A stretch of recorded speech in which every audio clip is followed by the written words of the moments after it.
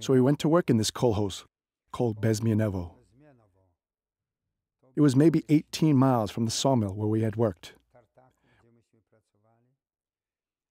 We went there and they gave us work. I got work as a smith. I had always wanted to be a smith. And I worked there as a smith's assistant. There was another Pole working there. He still spoke Polish very well. He had been deported to Russia during the Tsar's regime at the beginning of the 20th century. He was an old person by then, maybe 60 years old. I worked together with him. The conditions there were terrible. They assigned me to live with a Russian family, a husband, a wife, and a young child. I didn't have anything other than the clothes on my back. I worked in those clothes. And I slept in those clothes too. There wasn't any place to wash, to clean, or to do laundry. There wasn't any soap. The lice would bite me. If someone asked me when was the lowest, the most difficult point of my life, I would say that it was in there, in this kolhoz. I was so desperate, I didn't know what to do. One day I had the idea that I needed to go to the closest city, to Barnaul. It was a bigger town. In order to get my travel documents and an ID card. I needed to have a photo taken and to get an ID with which I could buy a ticket for train travel. I went to my supervisor and asked him for permission to go to Barnaul, to make an ID card.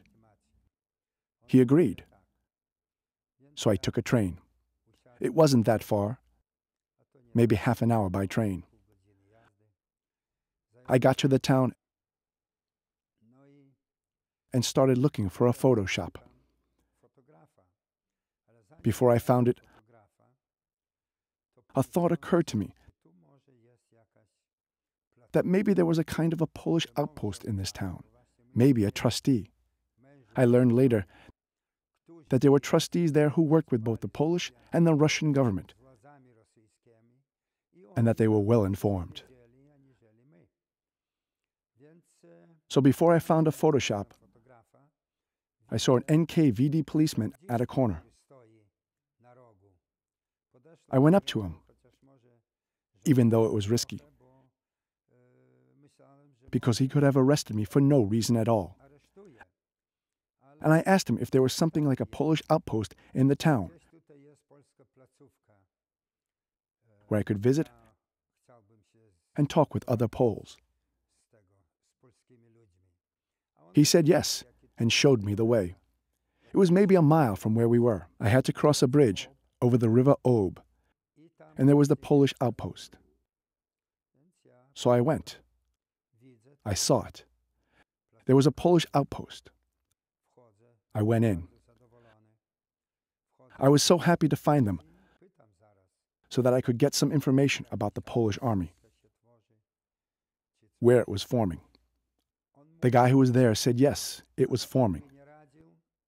But he suggested that I not go because the army. It was 1942 already. May. And the Polish army, General Anders' army, was already evacuating. Some army sections had already evacuated. He suggested that I not go to the Polish army rallying point because there was a typhoid epidemic and different diseases. People were dying from them.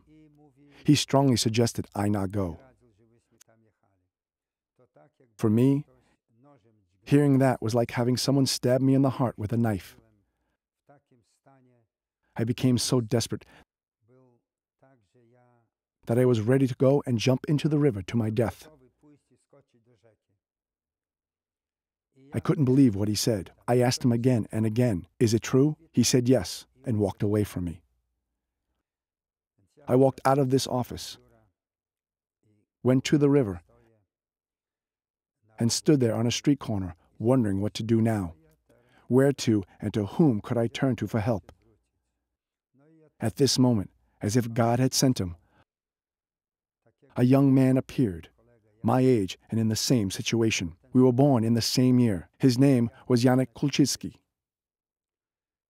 We started talking about what I was doing there and what he was doing there.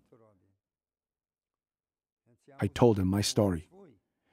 He said that he had come here for the same purpose, looking for and wanting to know if the Polish army was forming somewhere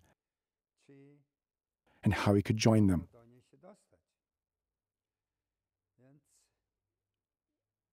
So we made a plan. We decided to stay overnight in Banaul. There was a barn on the opposite side of the trustee's office where there were boards. We slept there until the morning.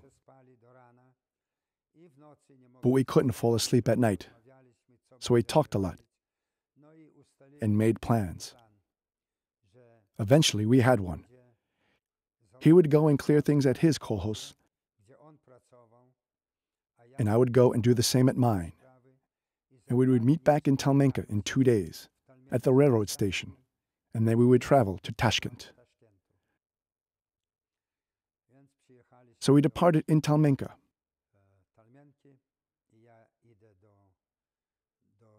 I returned to my kolkhoz. I got on a train with a sack full of potatoes to go to my father's place to say goodbye. This train didn't stop at the train station I needed to get off at.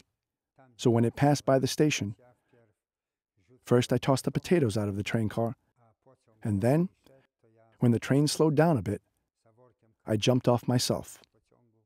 I was a little bruised, but I could still walk. So I carried the potatoes on my back and walked to meet my father. I was afraid that he wouldn't be happy with my idea to join the army. So at night, it was after midnight, because I was afraid to visit during the day. I thought the NKVD was still looking for me because of the strike, and that I could be arrested. And it was true. The political police were looking for me. When I eventually got to my father's place with the sack of potatoes, he wasn't happy to see me, and he said, "Why did you come back?" I said, "You don't want to see me?" He answered, "I want to see you, but the political police are looking for you. It's dangerous for you to be here. If they catch you, it will be the end of both of us." I told him that I had come to see him and told him that I wouldn't cause problems for him anymore,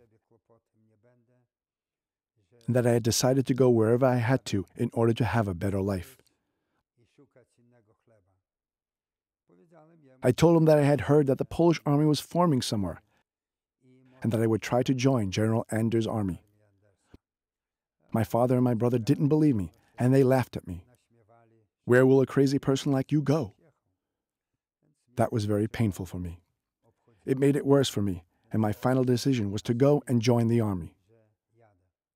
My father gave me a pair of pants, a shirt, and a little bit of sugar. That was all he had, and he also gave me some money for a ticket. Just after 1 in the morning, I said goodbye to my father and returned. Of course, I asked my father to send greetings to my best friend, Mr. Frankiewicz, who had been an inspiration to me there. He was the one who had always told me, "Get away from here, get away from here." I couldn't see him in person because it was dangerous for him and for me.